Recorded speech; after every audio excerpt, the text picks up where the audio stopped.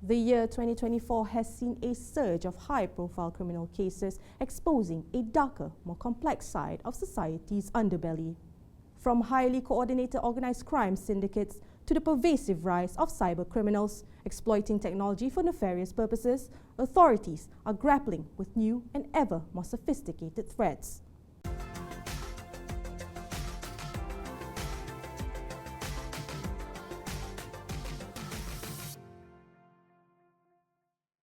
Challenges faced by law enforcement go beyond simply solving crimes.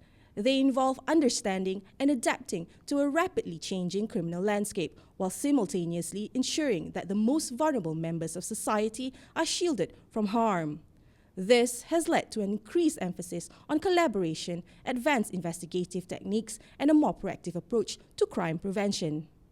As the public remains vigilant, how is the Bukit Aman Criminal Investigation Department adapting to these increasingly complex criminal challenges, particularly when it comes to protecting vulnerable groups? Beyond the headlines, sat down with Datuk Seri Mohd Shuhaily Zain, Federal Police Criminal Investigation Department Director, together with crime reporter Austin Camoins, to bring you the insights. Well, thank you so much, Datuk Seri Mohd Shuhaily Zain, Federal Police Criminal Investigation Department Director, for joining us on this very special episode of Beyond the Headlines Year-Ender Special. Now, Datuk Seri, to start off, how would you describe what the year has been for CID so far? Right, 2024. My prayers at the end of the 2023 to ease it up for me, but eventually it turns out to be a very interesting year and a very challenging year for us. Alhamdulillah, some of the cases we managed to solve it, and some are still pending. GISB in particular is a different type of cases that we have investigated, and we learn a lot from that as well. Throughout the year itself, right, each of these cases has highlighted the complexity and scope of criminal activities we face today. So we've got the Istiqomah murders, the Farah Kartini, KLIA shooting, the abduction of the 6-year-old little girl Albertine Leo, as well as other high-profile crackdowns, one of which you mentioned, GISB. How has CID balanced improving public perception while also managing expectations in solving these cases? That's a very good question, a very complex question to answer as well, because as I mentioned just now, I can't satisfy everybody. With media social at hand, you can see there's a lot of good comments. There's also like millions of criticism. I think that's a fact that my officers have to face, because that's just how the nature of the work, and you will not be able to satisfy everybody. Whenever we see a good comment, a good advice, we'll take it. For example, in the case of Zain, there's a lot of good comments worth looking at, worth checking it out. Yeah, we do take those comments and advice constructively. I'll put it that way. Has it ever tired you? If you're gonna say that, then I would not be in this profession. And that's what I mentioned to the young ones who had recently joined us. In this modern world, this is the modern sacrifice that you need to do. Say the fact that the pay is not promising, work-wise is challenging, and if you want to contribute to the society and the nation building, this is the right job for you. But there's a price to pay. Yeah, that is time, family, and your health sometimes. Yeah. So Datuk Seri, going back to the cases in 2024, and one of the biggest cases that CID has ever worked on, GISBH. How many hours, man-hours, did investigators take to complete their investigations, and how taxing was it on the department? First of all, the scale of the operation, because we are going against an organization. So the Honourable Inspector General has mentioned the numbers of members that that made known to us is about 10,500 people. So we have to choose and pick and investigate the one that have the nexus, the nearest to the allegations, that is the exploitations of the children. So our focus is solely on that, and when we have done with that, it give us the indication that yes, these children were exploited for business purposes, and that is where and when we decided that AMLA should come into place, and eventually we managed to convince the DPP to charge them, and now they are undergoing, they are awaiting trial. Yeah. Right. We understand that I suppose the leadership or the top heads of GISBH has been placed under SOSMA. Right. What happens now? I suppose where does the investigation stand at the moment? Wow. As far as the investigation is concerned, I think we have stopped with the top management. As far as the children that were rescued, now they are in the custody of the welfare department. There are about, if I'm not mistaken, correct me if I'm wrong, it's about 400 of them, and half of them have been released back to the legal guardians after a thorough check by welfare department. And we come to a stage now when the National Religious Department have declared it as illegal teachings, then it's now on the hands of the public to closely monitor these people, whether it is still in operation or otherwise. While we are on the topic of GISBH, there have also been a lot of people who are vocal against the police action and who said that there were lawyers who wanted to take legal action. Have any of them started proceedings with legal action already, Datuk Seri? Well, that's a good question as well. From my legal side, I haven't received any writs or whatsoever from those lawyers. And this is a free country. If they feel that their rights has been encroached or jeopardized, they have the rights to be defended. And as far as the investigation went, right, what sort of, I suppose, clarity that you want to push out? Well, our focus is from the very beginning is to look at the exploitations of the children, all right? And that is where the charges was made against them.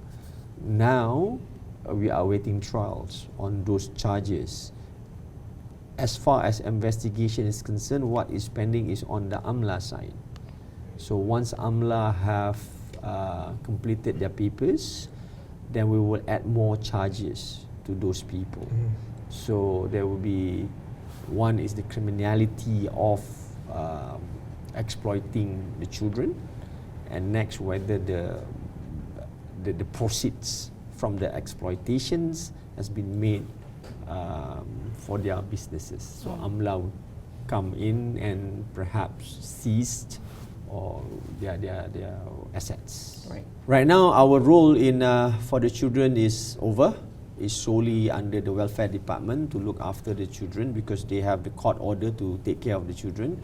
The process purely belongs to the welfare department. It's certainly very concerning, especially when we talk about cases dealing with minors. And of course, the successful recovery of 6-year-old Albertine Leo was one that had gripped the nation. But we're not going to talk most on that particular case. What we want to talk about is how can we safeguard vulnerable minors here, especially when it comes to predators out there, right?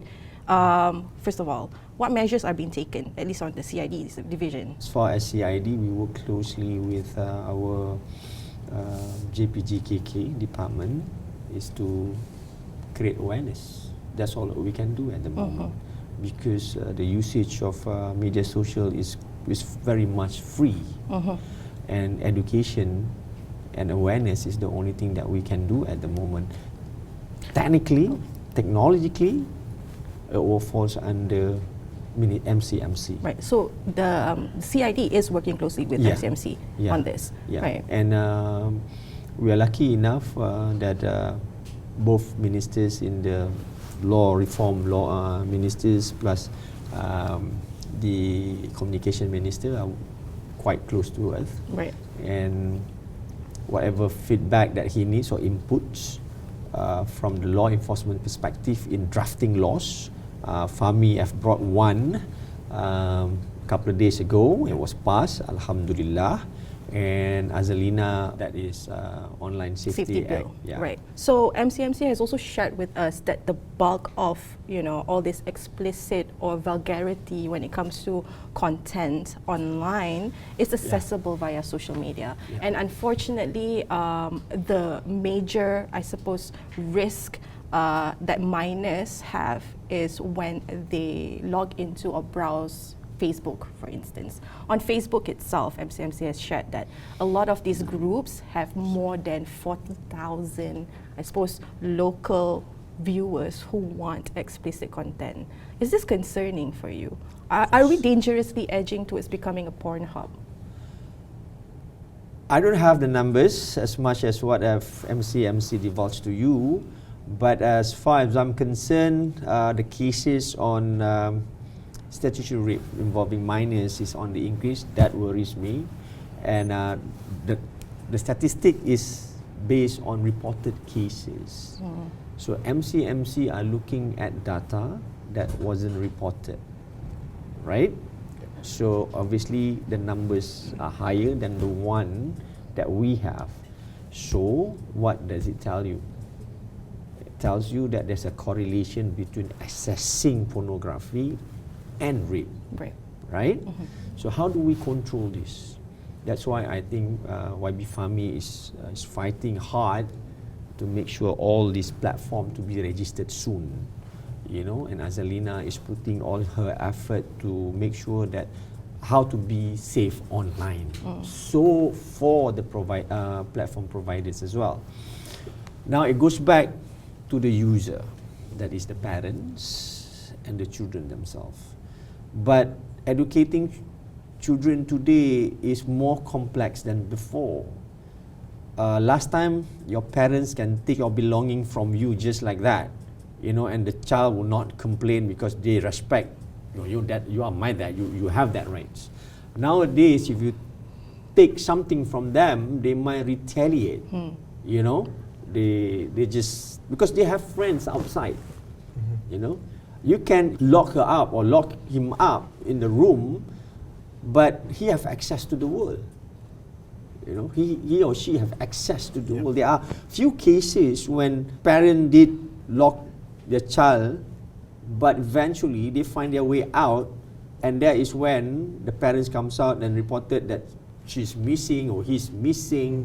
But when we managed to find or found back the child, and they said that, no, I just got scolded from my dad for not doing things that I've never done, blah, blah, blah, blah.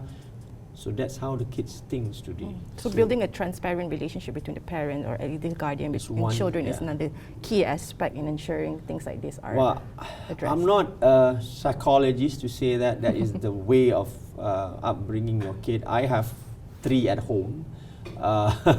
And yeah. Are they all girls? Yes. Okay. So they have their mom. So my psychologist at home is my wife. So while we're on the topic of your 3 girls, Datuk Seri, you see so many of these violent crimes, cases against women, against children. How do you not bring these fears and feelings back home? Austin's saying this because he has because a I daughter have a little girl Yeah, as well. yeah. Well, that is the hazardous part of the work that you have to tolerate. Whenever I have a chance to talk to my kids, I keep on reminding them, reminding my wife. That's why, I mean, being a cop, I always want to bring back the peaceful time, like how we were growing up, you know. Our parents don't have that worries for us to take a public bus to go somewhere and come back on it. We are more independent simply because the environments are safer. Not to say that the environment now are not safe, but the risk is always there. Right. So, Datuk Seri, since we're talking about that, and before we wrap up, I just want to talk about how do you view the trend of dark side accounts, the prevalence of how it's being populated and mushrooming online, right? You have young girls having to have another account that is a pseudo account to solicit sometimes sex or at least video calls that are explicit. yeah, of I mean, worth. we have to look at the motives behind doing all that. To me, I might be wrong, yeah? It's lifestyle. They are looking for extra income or a lifestyle which is outside of our normal values. It's lifestyle. So what is our lifestyle today? And it has influence on what the kids are watching. I like to take everything back to time when I was brought up. The TV program that we watched, for me, Little House in the Prairie, Watson, all those kind. But it's evolved. After that, you have 3 companies, meaning what? Showing that, you know, you can stay with another gender in the same house. Nothing's wrong with it. We look at it, we laugh at it, and it becomes normalized. And you have friends. You can share your boyfriend with this guy. The next season, you change another boyfriend. It's being normalized. Then we have Big Bang. You know, you can see from the film, or call it a filmography or whatsoever. Your reference to pop culture, okay. All right. So it evolves. So that's what our kids are watching. For me, to sit down with my girls and watch Friends is alright. So to them, that values of staying together in a house with another guy is alright. It's fine. So now, as we go on, I do not know what they watch on TV or on other media socials, that to them, it's alright. Media social having these logarithms, try to study you and keep on showing things that you like, it will eventually strengthen your beliefs on that values. So how do we control that? You ask me, how do GSJ control that?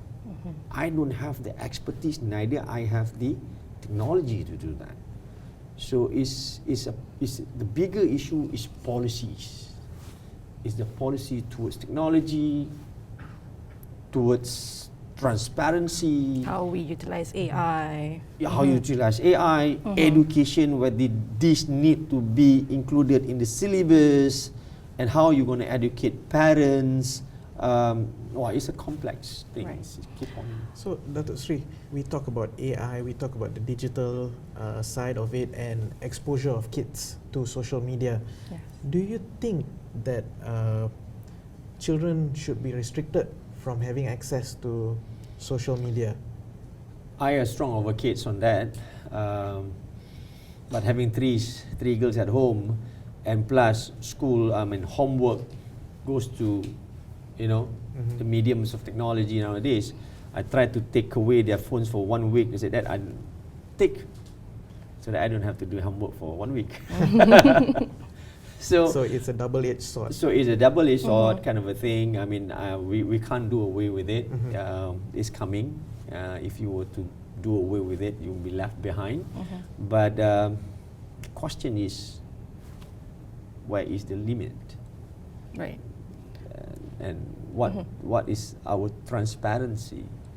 Malaysia is unique.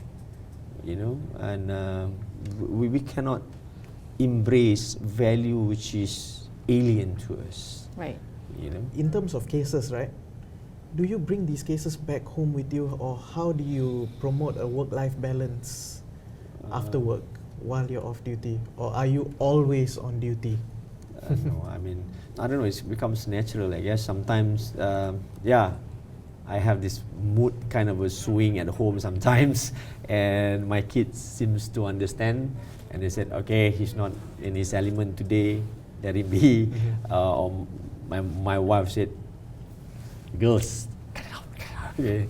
So I think after a while they seem to understand. Thank you so much, Thank you, Datuk Seri Datuk Sri. Mohd Thank you so Shuhaily, much. Mohd Thank you Zain, much. Federal Police Criminal Investigation Department Director, for joining us on this special episode of Thanks. Beyond the Headlines. Thank you for inviting. Thanks.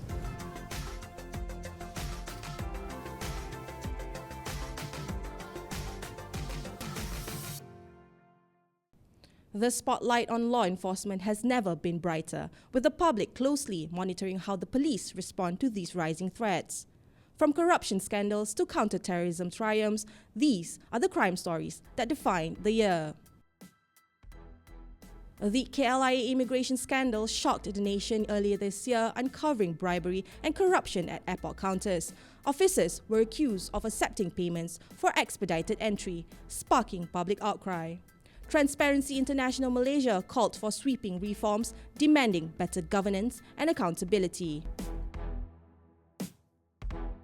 Malaysia's narcotics crisis deepened in 2024 with record-breaking drug busts. Police seized massive quantities of methamphetamine and synthetic drugs in operations led by the Narcotics Crime Investigation Department. These efforts disrupted both local and international syndicates. Cybercrime surged to alarming levels this year. Online exploitation, including fraud and sexual predation, became a growing epidemic. Authorities responded with stricter monitoring and public education campaigns, spearheaded by the Ministry of Communication and MCMC. 2024 was also marked by gruesome murder cases, from gangland feuds to domestic violence tragedies. These cases reignited national conversations on mental health and the need for stronger community interventions. Environmental crimes, including illegal logging and wildlife trafficking, also drew significant attention. Landmark cases brought environmental issues into the legal spotlight as activists demanded harsher penalties for offenders. The year also saw renewed efforts to protect Malaysia's children. In the wake of heartbreaking child abuse cases, the government ramped up advocacy programs and cross-agency collaborations to safeguard the nation's youngest. On the counter-terrorism front, Malaysia's Special Branch Vigilance Against Global Networks reaffirmed Malaysia's commitment to security. These stories remind us of the challenges ahead, but also of the unwavering commitment to justice and public safety.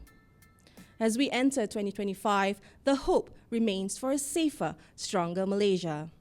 If you enjoyed watching this episode, click the like button and subscribe to our YouTube channel, NSC Online. Don't forget to also follow us on social media. We're on Facebook, Instagram, X, as well as TikTok. That's all for this week's Beyond the Headlines. My name is Amalina Kamal. Goodbye.